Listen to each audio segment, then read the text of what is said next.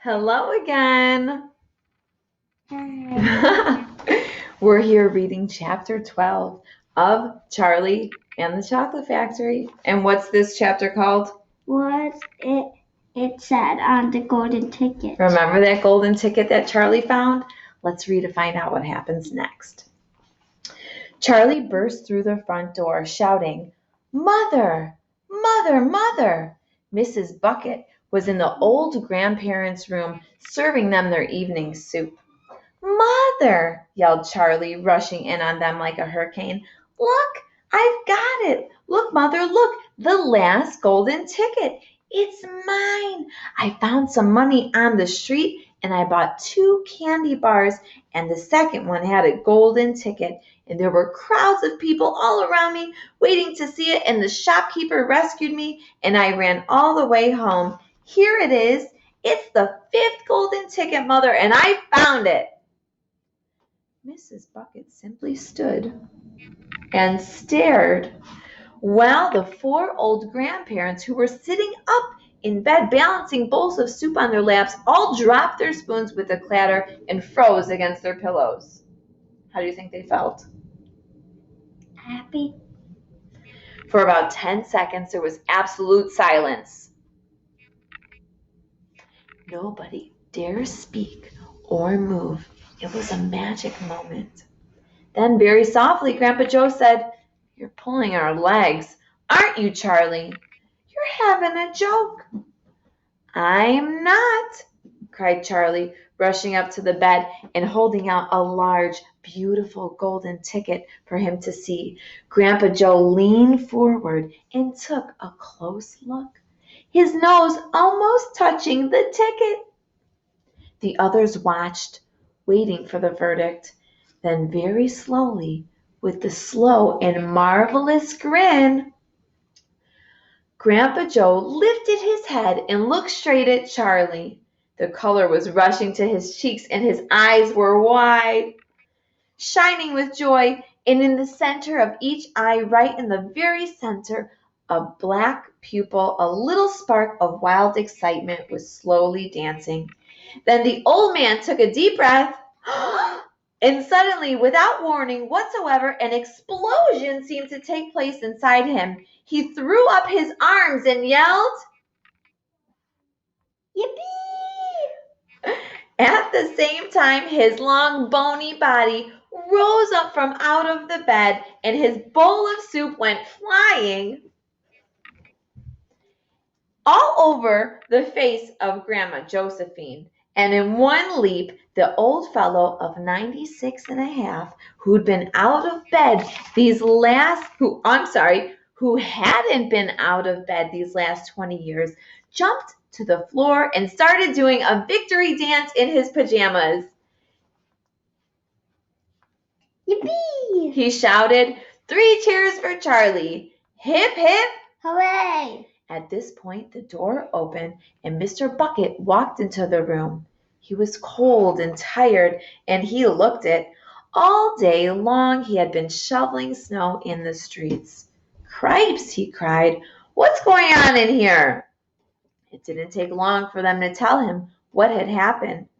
"I don't believe it," he said. "It's not possible." "Show him the ticket, Charlie," shouted Grandpa Joe, who was still dancing around the floor like a dervish in his striped pajamas. "Show your father the 5th and last golden ticket in the world, Charlie." "Let me see, Charlie," Mr. Bucket said, collapsing onto a chair and holding out his hand. Charlie came forward with the precious document. It was a very beautiful thing, this golden ticket, having been made, so it seemed, from a sheet of pure gold hammered out almost to the thinnest of paper. On one side, printed by some clever method in jet black letters, was the invitation itself from Mr. Wonka. "Read it out loud," said Grandpa Joe, climbing back into bed again at last. "Let's all hear exactly what it says." Mr. Bucket held the lovely golden ticket up close to his eyes. His hands were trembling slightly, and he seemed to be overwhelmed by the whole business. He took several deep breaths. Then he cleared his throat.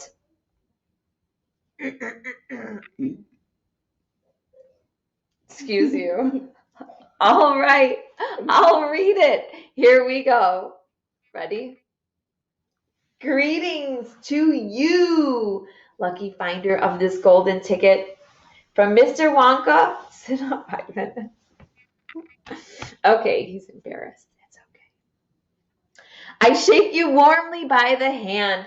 Tremendous things are in store for you. Many wonderful surprises wait for you. And now I do invite you to be my guest for one whole day. You and the others are lucky enough to find my golden tickets. I, Willy Wonka, will conduct you around the factory myself, showing you everything there is to see. And afterwards, when it's time to leave, you will be escorted home by a procession of large trucks. These trucks, I can promise you, will be loaded with enough delicious edibles to last you and your entire household for many years. If at any time thereafter you should run out of supplies, you have only to come back to the factory and show this golden ticket, and I shall be happy to refill your cupboard with whatever you want. In this way, you will be able to keep yourself supplied with tasty morsels for the rest of your life. But this is by no means the most exciting thing that will happen. On the day of your visit, I am preparing other surprises that are even more marvelous and more fantastic for you. And for my beloved golden ticket holders, mystic and marvelous surprises that will entrance, delight, intrigue, astonish, and perplex you beyond measure in your wildest dreams. You cannot imagine that such great things could happen to you. Just wait and see. Now, here are your instructions. On the day I have chosen for the visit is the first day in the month of February. On this day and no other, you must come to the factory gates at 10 o'clock sharp in the morning. Don't be late, and you are allowed to bring 1 or 2 members of your own family to look after you and to ensure that you don't get into mischief. One more thing, be certain to have this ticket with you, otherwise you will not be admitted. Signed, Willy Wonka. The first day of February, cried Mrs. Bucket, but that's tomorrow. Tomorrow? Today is the last day of January. I know it is. Cripes, said Mr. Bucket. I think you're right. You're just in time, shouted Grandpa Joe. There's not a moment to lose. You must start making preparations at once.